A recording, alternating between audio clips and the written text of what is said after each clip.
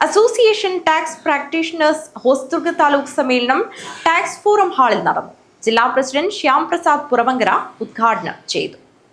നികുതി വകുപ്പുകൾക്കൊപ്പം സേവനദാതാക്കളായി സ്തുത്യർഹമായ സേവനം നടത്തുന്ന ടാക്സ് പ്രാക്ടീഷണേഴ്സിന്റെ സംഘടനയായ association of tax practitioners Hosdurg taluk സമ്മേളനം നടന്നു. അസോസിയേഷൻ ജില്ലാ പ്രസിഡന്റ് ശ്യാം പ്രസാദ് പുറവങ്കര ഉദ്ഘാടനം ചെയ്തു. നമ്മുടെ അസോസിയേഷൻ ഇന്ന് ഒരു പരീക്ഷണ ഘട്ടത്തിലൂടെയാണ് കടന്നുപോയിക്കൊണ്ടിരിക്കുന്നത്. നമ്മുടെ അസോസിയേഷൻ മാത്രമല്ല, ലോകം തന്നെ ഒരു അനിശ്ചിതത്വത്തിലാണ് എന്നുള്ളത്. എന്തും ഏതും എപ്പോഴും സംഭവിക്കാം എന്നുള്ള രീതിയിലുള്ള ഒരു അനുഭവങ്ങളാണ് നമുക്ക് ഏവർക്കും ഉണ്ടായിക്കൊണ്ടിരിക്കുന്നത്. നമുക്കൊക്കെ പണ്ടൊക്കെ നമ്മുടെ പ്രിയപ്പെട്ടവരുടെ വിയോഗത്തിൽ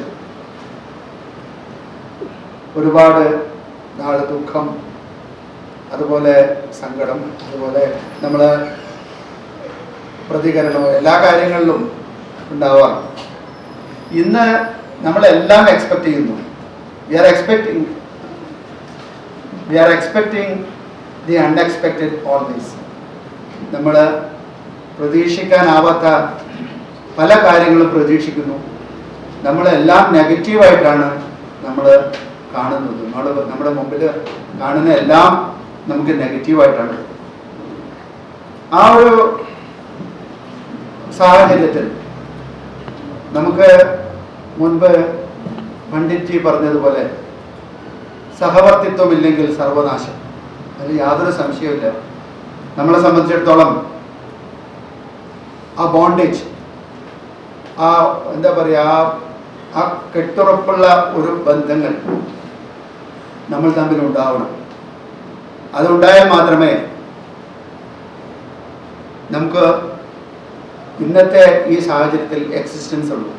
മാതൃകാപരമായ പ്രവർത്തനം കൊണ്ടും ലാളിത്യം കൊണ്ടും ജനവിഭാഗങ്ങൾക്ക് അർഹിക്കുന്ന സേവനം നൽകിയും അർഹിക്കുന്ന നിയമപരമായ ആനുകൂല്യങ്ങൾ നേടിക്കൊടുക്കാൻ അക്ഷീണം പ്രവർത്തിക്കണമെന്നും അദ്ദേഹം പറഞ്ഞു. സ്ഥാനമൊഴിയുന്ന താലൂക്ക് പ്രസിഡന്റ് ശിവാനന്ദൻ കെ അധ്യക്ഷത വഹിച്ചു. അസോസിയേഷൻ സംസ്ഥാന കമ്മിറ്റി അംഗങ്ങളായ മനോജ് കുമാർ, സുരേഷ് ബാബു KV, യതീഷ് പ്രഭു, സുനിൽകുമാർ TD എന്നിവർ സംസാരിച്ചു. മുൻ north zone president Suresh Babu KV പുതിയ ഭാരവാഹികളുടെ പാനൽ അവതരിപ്പിച്ചു. താലൂക്ക് സെക്രട്ടറി മിറാഷ് കക്കാടൻ സ്വാഗതവും ആശിഷ് നന്ദിയും പറഞ്ഞു. വരുന്ന 2 വർഷങ്ങളിലേക്ക് താലൂക്ക് പ്രസിഡന്റായി വത്സലയെയും സെക്രട്ടറിയായി മിറാഷ് കക്കാടനെയും തെരഞ്ഞെടുത്തു. പുതിയ ഭാരവാഹികൾ വരുന്ന 25-ന് നടക്കുന്ന ഔദ്യോഗിക ചടങ്ങിൽ വെച്ച് അധികാരമേൽക്കും. News bureau, Kanhangad.